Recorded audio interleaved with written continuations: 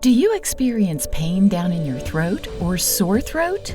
Or have you been thinking about why you suddenly have bad breath? A defect in your tonsils may cause any of these symptoms. Sometimes you may feel like there's an irritating lump stuck back there in your throat. The lumps might be tonsil stones. About 10% of the population gets these little stones, and if you're in that category, this video is for you. The tonsils are small, oval-shaped bits of tissue located at the back of your throat towards the esophagus. They serve as the first line of defense in the oral cavity to prevent microorganisms and pathogens from accessing the gastrointestinal system and other systems associated with it. They provide their antimicrobial effect by producing T cells, a member of the immune system. The T cells help to detect and capture microbes present in the oral cavity. So what are tonsil stones? A tonsil stone is a small calcified lump of hard materials that form in the depths, or crypt, of the tonsils. The tonsils are made up of folds, gaps, and crevices known as tonsillar crevices. These hard materials, including minerals such as calcium, food debris, and oral microorganisms, bacteria and fungi, collected around the tonsils are calcified to form hard stones and are hidden in the tonsil's crypt. These materials mainly come from dead cells and other junk in the mouth.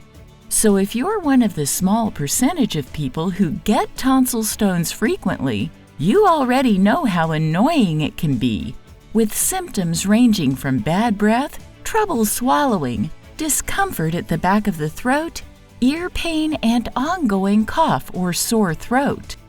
The tonsil stones may be conspicuous as clumps at the back of the throat, just like an iceberg in yellow, white, or even gray color on the tonsil, and may sometimes not be visible, hidden in the crevices of the tonsils. The calcified buildup in the tonsil causes it to swell, causing it to obstruct the throat, or it will cause pain. In addition, the microorganisms in the tonsils may produce gases, such as sulfuric gas, that have unpleasant odors which contribute to your breath, causing bad breath. But what causes this tonsil condition? Poor dental hygiene, chronic sinus issues, and tonsillitis are the significant causes. Dental hygiene is highly critical to the formation of tonsil stones. If you're not intentional about brushing your teeth at least twice daily, you're at risk of having tonsil stones. Brushing teeth leads to removing all food debris and cleaning the tongue and the entire oral cavity. The food debris present in the oral cavity may deposit into the tonsil crypt.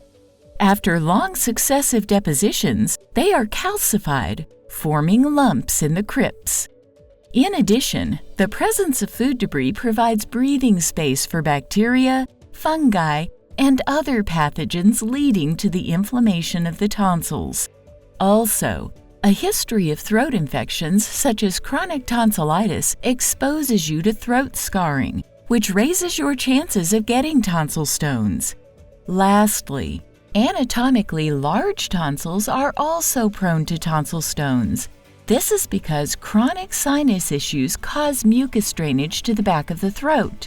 This mucus can irritate the tonsils and accumulate bacteria around the tissues at the back of the oral cavity. Although tonsils are not central to the nasal sinuses, they can become irritated and develop tonsil stones. It's noteworthy that if you've had tonsil stones once, you're at risk of getting tonsil stones no matter what caused the initial one.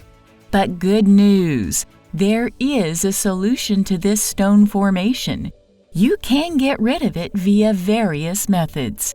So you want to avoid having tonsil stones, yeah? Or used to have tonsil stones and want to prevent them from returning? These are the healthy practices you should perform. Number 1. Practice proper oral hygiene.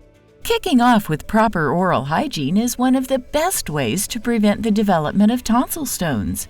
Good oral practice, such as brushing your teeth at least twice daily and regular mouth rinsing with water, can help reduce food debris in your mouth, which in turn reduces the microbial load. The food particles in the tonsil crypt and the oral cavity creates a breeding space for bacteria and other pathogens. Removal of this debris decreases the breeding space and thereby the bacterial load. Number 2. Use a tongue scraper. Practicing good oral hygiene might not be enough. Using a tongue scraper will be an additional influence on good oral practice to reduce the microbial load in the mouth further. Tongue scrapers help to clean the tongue and remove all forms of microbial life that may want to survive on the tongue, thereby reducing the risk of tonsil stone development. Number 3. Avoid smoking tobacco or any form of smoking.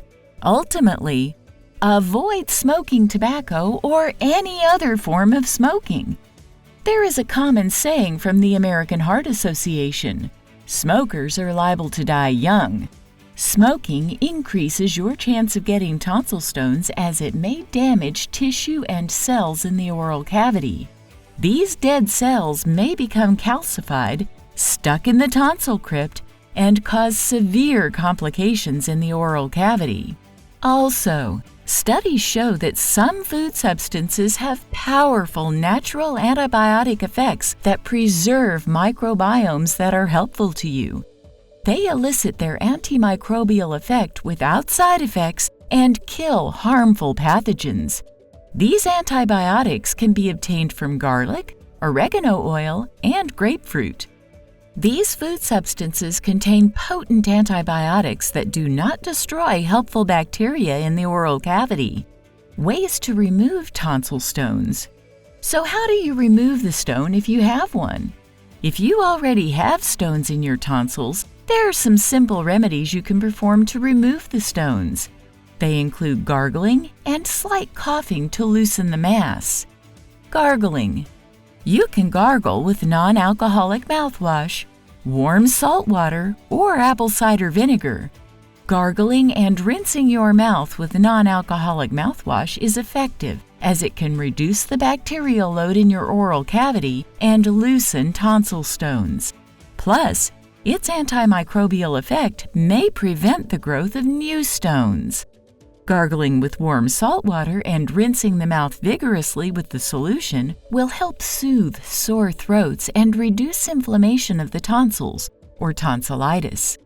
If the tonsil stones produce irritation at the back of the throat, this solution may give relief. In addition, warm salt water eases throat discomfort and may dislocate tonsil stones with vigorous gargling. It may also eliminate bad mouth odor due to tonsil stones. You can prepare this solution by warming up some water in a cup, stirring with a teaspoon of salt, and then gargling. Apple cider vinegar also helps to break down the particles that cause tonsil stones. We advise you not to gargle the apple cider vinegar directly. Dilute 1 teaspoon of the vinegar into a cup of water and gargle the diluted solution. This is because apple cider vinegar contains 5 to 6% acetic acid, which may irritate the oral cavity. Slight coughing. As funny as this may sound, a slight cough can loosen the mass of tonsil stones and cause them to disperse to your mouth. You do not want to cough too hard to avoid bursting a blood vessel, so cough only slightly. A slight cough is forceful enough to knock out the tonsil stones. However, why didn't we mention other technical methods of removing tonsil stones, including manual removal involving sticking rigid material, for example a toothbrush, into your throat? This is because the procedures are risky and may lead to complications such as bleeding and infections. Other technical methods include lasers, which eliminate the crypts where tonsil stones hide. This procedure is usually done using local anesthesia. Also, coblation cryptolysis can be performed. This procedure requires no heat as only radio waves are used, transforming a salt solution into charged ions.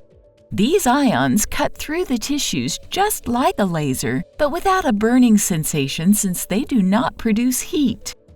Tonsillectomy is the last resort.